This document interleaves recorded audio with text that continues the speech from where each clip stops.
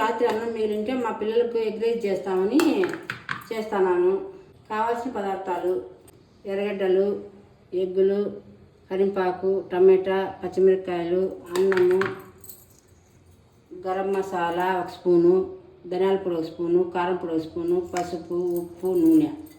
కొంచెం ఆయిల్ పోసుకోవాలి. ఎర్రగడ్డ వేసుకొని బాగా వేసుకోవాలి. ఎర్రగడ్డ కొంచెం వేగిన తర్వాత పచ్చిమిరపకాయలు వేసుకోవాలి, టమాటా వేసుకోవాలి, 1/2 టీ స్పూన్ పసుపు వేసుకోవాలి, 1 స్పూన్ ధనియాల పొడి, 1 స్పూన్ గరం మసాలా, 1 స్పూన్ కారం పొడి వేసుకోవాలి. తగినంత ఉప్పు వేసుకోవాలి, కరింపాకు వేసుకోవాలి. ఇప్పుడు ఎగ్ పగలగొట్టి వేసుకోవాలి.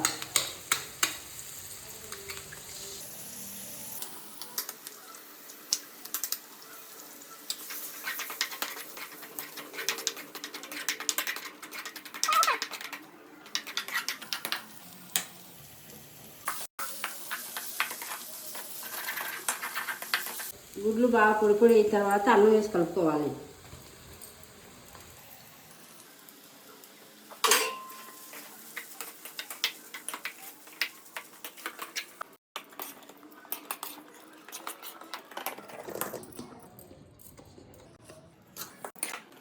Egg rice ready.